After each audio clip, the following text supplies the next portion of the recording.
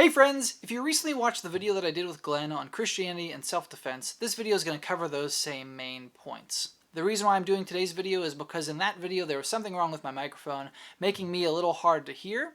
So if you want a clearer, more concise video on that topic, I'm going to do that right now. But before I get there, if this is your first time here, I just want to personally welcome you to the HomeGrown Ministries YouTube channel.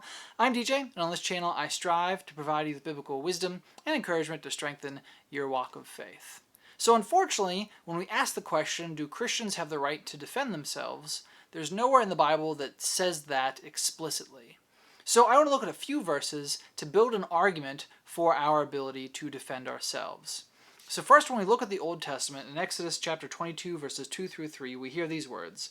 If a thief is caught breaking in at night and is struck a fatal blow, the defender is not guilty of bloodshed. But if it happens after sunrise, the defender is guilty of bloodshed. So what's going on here? Why is this significant? So at nighttime, if someone broke into your house, you don't know their intent. Their intent might be to steal, or their intent might be to harm you. So because you don't know their intent, if you happen to kill the intruder during that altercation, you're not guilty. But if it's during the day and you realize that they are just there to steal, you don't have the right to murder or kill that intruder.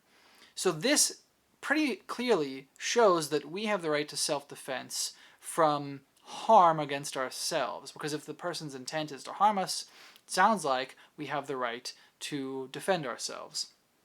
Now, going further, when we talk about self-defense in the New Testament, Jesus says the following to his disciples in Luke chapter 22, verses 36 through 38. He says, "He said to them, 'But now if you have a purse, take it, and also a bag. And if you don't have a sword, sell your cloak and buy one.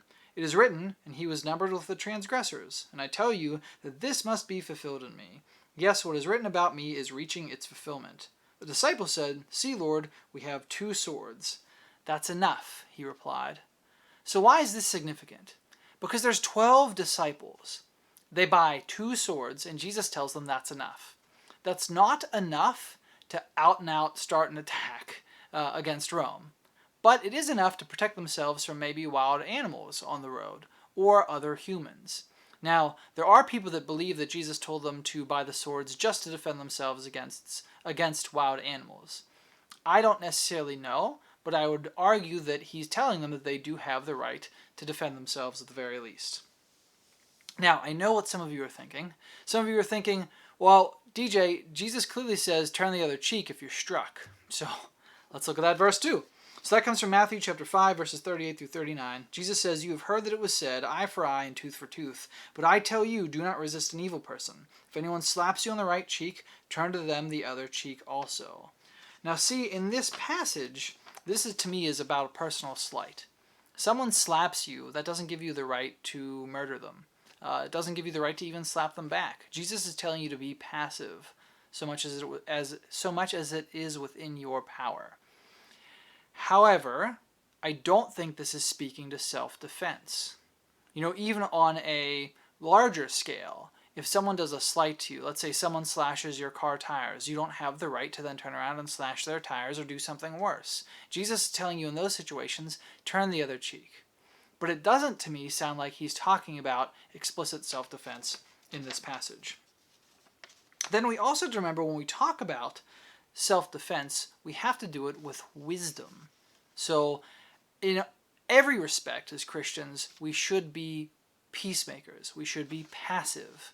So Paul reminds us in Romans chapter 12, verse 19, "Do not take revenge, my dear friends, but leave room for God's wrath. For it is written, 'It is mine to avenge, I will repay.'" So building off of personal slights, we should turn the other cheek. We shouldn't take action against those people because vengeance is the Lord's. But then the other thing we have to remember is that Jesus tells us in the Sermon on the Mount on Matthew 5:5, "Blessed are the meek, for they shall inherit the earth." We are called to be meek people. And a lot of people have this misinterpretation that meek means weak, but it doesn't. Meek means having strength but choosing not to use it. And the reason why I know that is because Moses in the Old Testament was called meek. However, he was so strong, he killed an Egyptian with one punch. He was One Punch Man, if you've ever seen the anime. Moses was the original One Punch Man. It says in Numbers chapter 12, verse 3, "Now the man Moses was very meek, more than all people who are on the face of the earth." So What that's telling you is not that Moses was a weakling, because we obviously see prior to that in the book of Exodus, he has the strength to kill a man with one hit. What it's telling you is that although he had that strength, he often chose not to use it, seeking first to be a man of peace rather than a man of war. And that's what we are called to be, Christians. We're called to be peacemakers. Jesus reminds us again in the Sermon on the Mount, blessed are the peacemakers. Guys, that is our true calling.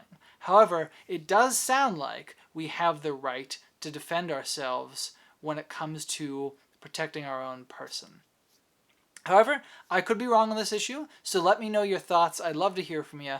Tell me in the comments below whether or not you agree with me, disagree with me, or let me know your personal perspective on self-defense. I'd love to hear from you. And Christian friends, please continue to be the salt of the earth, be the light to the world, go encourage somebody else today because the world desperately, desperately needs it. And I'll see you in the next video. Bye.